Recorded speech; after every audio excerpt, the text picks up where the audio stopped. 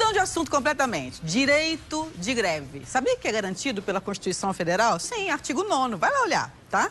É um direito social e cabe a todos os trabalhadores tanto exercerem esse direito como definir os interesses que serão defendidos pela greve. E a Constituição é que define quais serão os serviços essenciais e dispõe também sobre o atendimento das necessidades mais urgentes que nós temos. Eu vou entender como funciona isso na prática.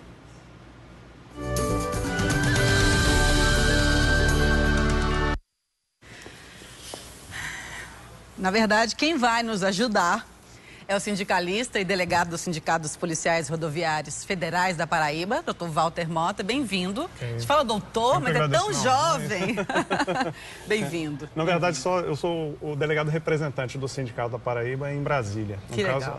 Muita responsabilidade, né, Walter? Sem dúvida, sim. Todo mundo pode fazer greve, assim, bem em geral? Não. A Constituição, ela determina, né? Ela dá o direito de greve a todos os trabalhadores. A exceção está para os militares, no caso, né? Zero chance?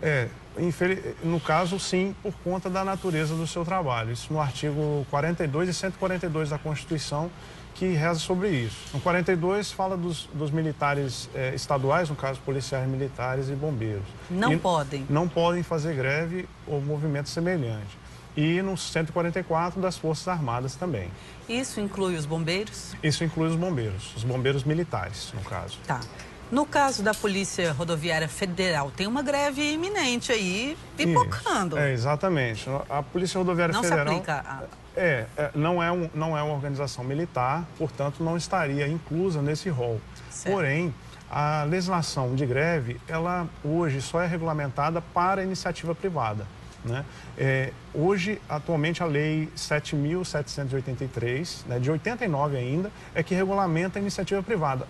Os órgãos públicos não têm regulamentação de greve, apenas dizem que a lei, no caso, a Constituição diz que tem greve e o que acontece é, por analogia, se pega a lei da iniciativa privada. A Polícia Rodoviária Federal, hoje, no estado da Paraíba e em vários estados do país, está em estado de greve. Já fica, né, o alerta ligado. Exatamente. Pisca alerta. A diferença do estado de greve para a greve propriamente dita é que o estado de greve é uma informação, né, que chega, né, é um aviso. Olha, se não for atendidas determinadas reivindicações, aquela categoria, no caso a Polícia Rodoviária Federal, estará em greve ali naquele momento. Saiu hoje também nos portais, nas redes sociais, que os médicos de João Pessoa também ameaçam a entrada em greve. É um serviço essencial. Sim. O que muda para o usuário quando o serviço essencial entra em greve? A que esse usuário tem direito? Bom, o usuário ele tem que ser informado 72 horas antes da greve dos serviços essenciais. Então já fizeram, né? Já a ameaça de greve já é uma sinalização. Exatamente, já é uma sinalização. Então, 72 horas somente depois é que vai poder efetivamente entrar em greve. Mas aí tem uma questão. O serviço não pode parar completamente, né? Tem que ter o mínimo necessário para atendimento da população, assim como é o caso da polícia também, né? Nós não podemos, até por uma questão de responsabilidade social, claro, né? Claro. É um serviço essencial e ninguém quer que esse serviço parar realmente. O objetivo não é prejudicar a população, é simplesmente realmente chamar a atenção, né, para uma situação em que realmente ou salarial ou de condições de trabalho que não estão sendo atendidas adequadamente pelo patrão, vamos dizer assim, entre aspas, o governo, no caso.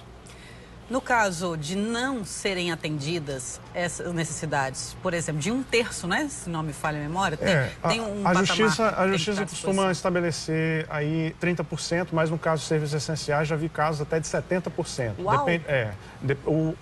No momento da deflagração da greve, o sindicato, por uma questão de bom senso, já utiliza 30% como o efetivo mínimo. Então isso até é para não gerar um pânico na população. Então, se os médicos realmente entrarem em greve aqui em João Pessoa, cerca de 30% do efetivo, no mínimo, vai estar atuando para atender essa demanda. É claro que não supre a necessidade, mas é para não gerar um caos.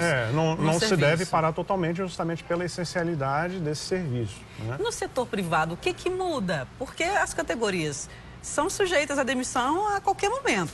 Não há estabilidade. Verdade. Diferentemente do policial militar, que é um funcionário público, mas ele não pode, zero também, por causa da natureza do serviço. Mas já vocês, policiais rodoviários federais, polícia civil, saúde, podem fazer greve respaldados os limites da lei. Isso, exatamente. E o funcionário privado? Então, coitado. O funcionário privado também é dele justamente que se extrai a legislação para se fazer greve do serviço público. A primeira regulamentação ocorreu por iniciativa privada. Ele também tem que obedecer determinadas questões legais. O sindicato, no caso da iniciativa privada, tem que avisar a população, de uma forma geral, 72 horas não, 48 horas antes do início da greve, né? Ele está sujeito também, se o serviço que ele prestar for essencial, no caso, por exemplo, tem iniciativa privada na fornecimento de energia elétrica, tem iluminação, as concessões. Então tem as concessões, que também são privadas, né? Mas são essenciais, então ele também tem que deixar o mínimo ali funcionando, não pode parar totalmente, como no caso, isso está no artigo 10 da lei de greve, né? Então é importante que esse funcionário também obedeça a essa legislação, né? E durante esse período, né, o sindicalista em si não pode ser demitido. Essa é a grande pergunta. Não, ele só poderia ser demitido um ano depois de encerrado o seu mandato. Retorno. Exatamente. Isso no caso do sindicalista. Do sindicalista. E o funcionário que não é sindicalista, ele é sindicalizado apenas. Que é o grande medo das pessoas hoje. Mas aí, normalmente, quando, no caso, por exemplo, as grandes greves do ABC, né, os funcionários que estão em greve normalmente agem de forma bastante coletiva, não individualizando aquela atitude. É o grande segredo de uma greve. E, no caso, não seria prudente, até para o patrão, no caso, o empregador, demitir um ou outro funcionário diante de uma greve, já que isso só aumentaria a revolta daqueles funcionários. Provavelmente. Né? É o que acontecia, por exemplo, durante o período lá nos metalúrgicos, na década de 80 e até hoje, quando a greve ainda desse tem tipo, muita força. Sim, muita força ainda. Né? E justamente, eles agem em bloco, então aí nessa situação dificilmente se demite. Tanto é que as demissões lá, quando acontecem, são acordadas com os sindicatos, dado aí o poder que o sindicato tem de paralisar aquela determinada linha de produção. Né? Na iniciativa pública é um pouco diferente, porque não tem exatamente uma linha de produção. Tem ali questões essenciais, a vida humana, né? A segurança pública, né? Mas que ali trazem um certo transtorno, né, para a população, algo que eu acho que no fundo ninguém quer chegar a esse ponto. Alguma, né? O ideal é que realmente aqueles trabalhadores trabalhem de forma tranquila, né, satisfeitos. Né, chegando... Todo mundo quer isso, né? Por que não querer para o outro Exatamente. também? Até mesmo a questão, por exemplo, dos policiais militares que não podem fazer greve, tem que se achar uma forma, porque por trás daquela farda tem um ser humano, tem alguém que tem necessidades essenciais e que precisa reivindicar de alguma forma. Né? Ninguém está pregando a ilegalidade, mas eu acho que algo tem que ser mudado para que as pessoas entendam como seres humanos aqueles que estão ali trabalhando, mesmo para o Estado. Acho que policiais e professores são as duas classes mais oprimidas financeiramente no nosso país, infelizmente. Exatamente. Deveria ser o contrário, né? Exato. E são atividades essenciais, né, para a nossa sociedade. Educação e segurança. Porque a saúde é consequência nesse caso. Isso. Mas que saúde, igualmente importante também, mas claro. eu acho que assim, nós temos que chegar a um ponto e estabelecer, né, até onde que a nossa sociedade quer caminhar.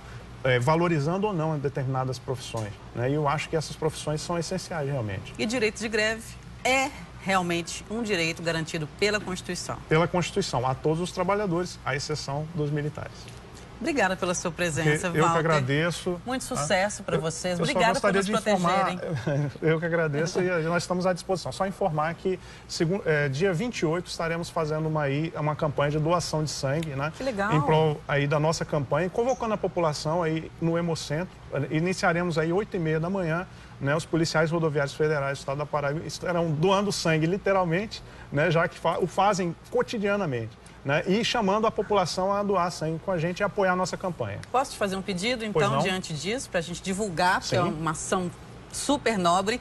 Você pode filmar alguns doando Claro, sangue com e mandar pra certeza. gente? Estaremos lá. Com esse convite à população, para a gente realmente conclamar as pessoas. É algo que vai ser interessante e realmente a saúde precisa de sangue. Sem dúvida. Né? A gente tem um déficit aí durante esses meses, inclusive. Promessa feita? Promessa feita. Combinado. Pode deixar. Parabéns pela iniciativa. Obrigado. Olha que importante, né, gente? Além de cuidar da gente, Polícia Rodoviária Federal, nas nossas rodovias, também esse gesto de amor ao próximo, de solidariedade, sobretudo de altruísmo, eu digo, viu? Altruísmo, já seria a palavra certa.